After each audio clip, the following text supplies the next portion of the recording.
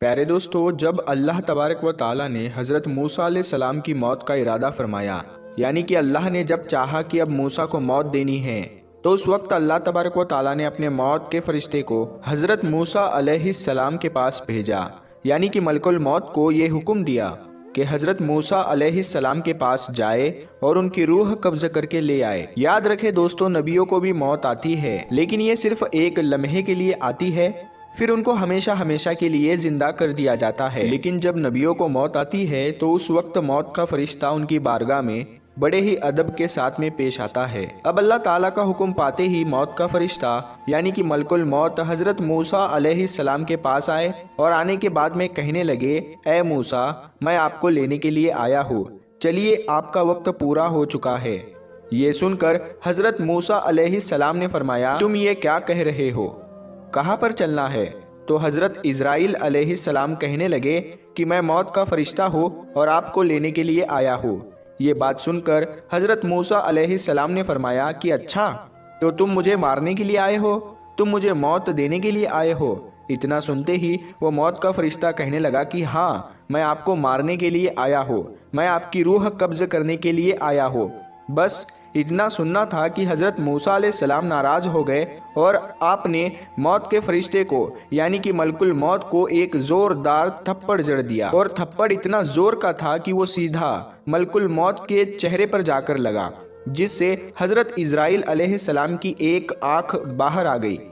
तो दोस्तों, देखा आपने, ये अल्लाह वालों की शान है, ये नबियों का मर्तबा है कि उन्होंने मौत के फरिश्ते को भी तमाचा लगा दिया और तमाचा मार कर कहने लगे कि तुम में इतनी हिम्मत है कि तुम मुझको मारोगे। और प्यारे दोस्तों, हमारे लिए तमाचा लगाने की तो दूर की बात है, अगर कोई मलकुल मौत का नाम बेअदबी से ले ले तो उसकी रूह कांप जाए, लेकिन ये तो अल्लाह के नबियों की शान है कि उन्होंने मौत के फरिश्ते को भी थप्पड़ मार दिया। अब दोस्तों, हज़रत मूसा अलैहिस्सलाम ने जैसे ही मौत के फरिश्ते को थप्पड़ मारा तो वो थप्पड़ इतना ज़ोरदार था कि उससे मलकुल मौत की एक आँख बाहर निकल आई। फिर मौत का वो फरिश्ता अपनी एक आँख हाथ में लेकर अल्लाह की बारगाह में पहुंचा और अर्ज करने लगा, या अल्लाह, आपने मुझे एक ऐसे शख्स की रूह कब्ज़ करने के लिए भेज दिया जो मरना ही नहीं चाहता है, और उसने तो मुझे एक ज़ोरदार थप्पड़ भी मार दिया है। ये सुनकर अल्लाह की रहमत ने गोया की मुस्कुराया और फिर इरशाद हुआ कि ए इज़राइल, जब तुम उनकी बारगाह में गए तो उनसे जाकर तुमने क्या कहा था? हज़रत इज़राइल अलैहिस्सलाम कहने लगे, या अल्लाह, मैंने कहा कि चलिए मैं आपको लेने के लिए आया हूँ। बस इसी बात पर वो नाराज़ हो गए और उन्होंने मुझे एक थप्पड़ मार दिया। तो ये सुनकर अल्लाह ने इरशाद फरमाया कि ए इज़राइल, अगर उनकी बारगाह में जाओ तो अदब के साथ में जाना। प्यारे दोस्तों, यहाँ पर आप गौर करें कि अल्लाह अपने मौत के फरिश्ते को भी नबी के दरबार में अदब सिखा रहा है, यानी कि जब अल्लाह को ये पसंद है कि जब मेरे महबूब के दरबार में जाओ तो अदब के साथ में जाओ। तो आज हमारे यहाँ ऐसे ऐसे बेहुदा लोग पैदा हो गए हैं जो ये कहते हैं कि नबियों की तो कोई शान ही नहीं है और नबियों का तो कोई मुकाम ही नहीं है। जो लोग नबियों को अपने जैसा मानते हैं, उनको ये सोचना चाहिए, क्या वो अल्लाह के मौत के फरिश्ते को थप्पड़ मार सकते हैं? हरगिज़ नहीं, क्योंकि मौत के फरिश्ते का तो नाम सुनकर बड़े बड़ों की हालत खराब हो जाती है, और अल्लाह के वो महबूब बंदे हैं जो मौत के फरिश्ते को भी तमाचा लगा सकते हैं, और ऐसी सूरत में अल्लाह भी उन पर नाराज़ नहीं होता। अल्लाह भी उनको ये नहीं कहता कि जब मैंने अपने फरिश्ते को आपके पास भेजा तो आपने उसको थप्पड़ क्यों मारा, बल्कि अल्लाह अपने मौत के फरिश्ते से ये फरमा रहा है कि तूने उनका अदब क्यों नहीं किया, तू मेरे महबूब की बारगाह में अदब से क्यों नहीं गया, और अभी जाना तो उनकी बारगाह में अदब के साथ में जाना। प्यारे दोस्तों, अब आप यहाँ पर सोचिए, हज़रत मूसा अलैहिस्सलाम के अदब का ये हाल है, तो अल्लाह के आखिरी नबी हज़रत मोहम्मद मुस्तफ़ा सल्लल्लाहु ताला अलैहि वसल्लम का क्या मर्तबा होगा, उनकी क्या शान होगी।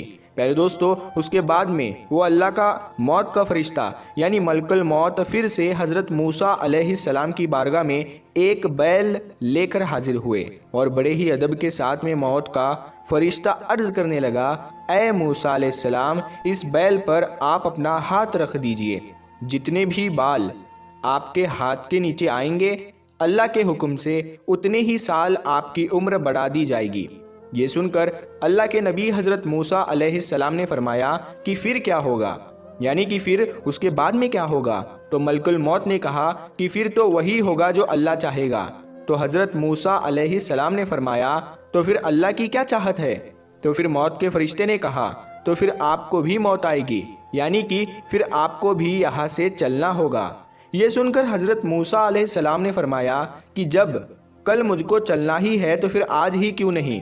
یعنی کہ آپ کا کہنے کا مطلب یہ تھا کہ جب مجھے چلنا ہی ہے تو پھر میں آج ہی آپ کے ساتھ میں چلتا ہوں، لیکن آپ اللہ سے ذرا یہ کہے کہ اللہ مجھے تھوڑی دیر کی مہلت دے دے۔ پیارے دوستو، اب آپ کو یہ بھی معلوم ہوگا کہ اللہ تبارک و تعالیٰ کسی کو مہلت نہیں دیتا ہے۔ جب کسی کی موت کا وقت قریب آ جاتا ہے تو پھر اللہ کسی کو چند منٹ کی بھی مہلت نہیں دیتا، مگر یہ اللہ کے محبوب بندوں کی شان ہے جو اللہ سے تھوڑی دیر کی مہلت کے لیے عرض کر رہے ہیں۔ یعنی کہ حضرت موسیٰ علیہ السلام نے موت کے فرشتے سے کہا کہ آپ اللہ سے کہے کہ وہ کچھ تھوڑی دیر کے لیے مہلت دے تاکہ میں اپنے بیٹوں سے مل سکوں۔ دوستو، حضرت موسیٰ علیہ السلام کا جو سب سے چھوٹا بیٹا تھا وہ بہت چھوٹا تھا، اس کو پھر آپ نے اپنے گلے سے لگایا اور رونے لگے، پھر گلے لگاتے پھر رونے لگتے، کیونکہ آپ کو معلوم ہے کہ ایک باپ کا دل ہوتا ہی ایسا ہے، اسے اپنی اولاد کی بہت فکر ہوتی ہے۔ یہ دیکھ کر اللہ نے فرمایا کہ اے موسیٰ، آج اپنے رب سے ملنے میں اتنی تاخیر کیسے؟ اس سے پہلے جب میں آپ کو کوہ طور پہاڑی پر بلاتا تھا تو آپ دوڑے دوڑے چلے آتے تھے۔ اس سے پہلے جب میں آپ کو کوہ طور کی پہاڑی پر باتیں کرنے کے لیے بلاتا تھا تو آپ بھاگے بھاگے چلے آتے تھے۔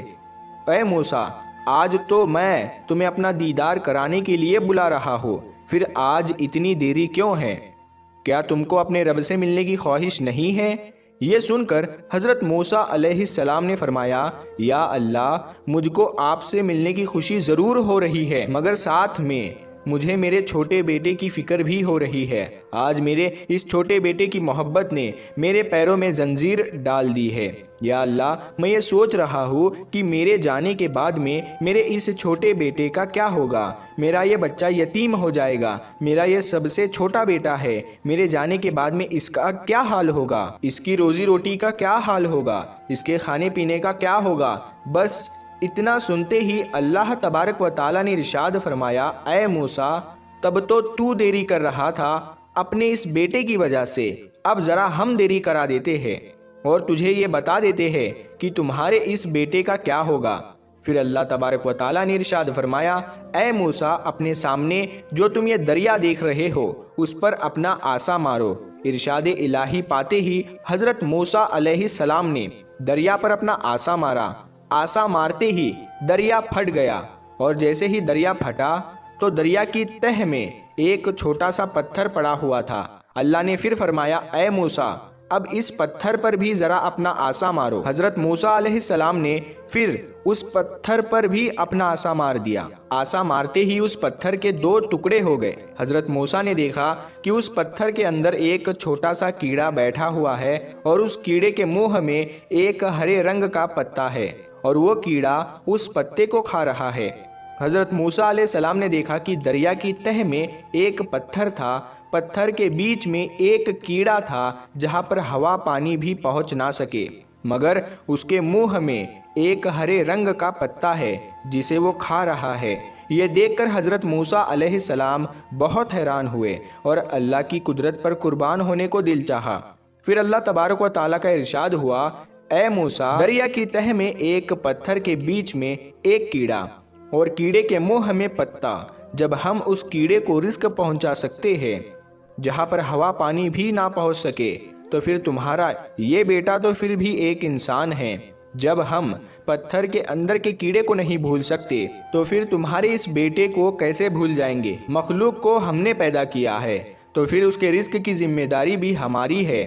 پیارے دوستو، بندہ اگر اللہ کا وفادار بن جائے، اللہ پر مکمل بھروسہ کرنے لگ جائے تو پھر اللہ اپنے بندوں کی ہر مشکل کو مٹا دے گا۔ اگر آپ کو بھی اللہ کی ذات پر مکمل بھروسہ ہے تو آپ اس ویڈیو کو دل سے ایک لائک کریں اور ثواب کی نیت سے اس ویڈیو کو اپنے دوستوں تک ضرور شیئر کریں۔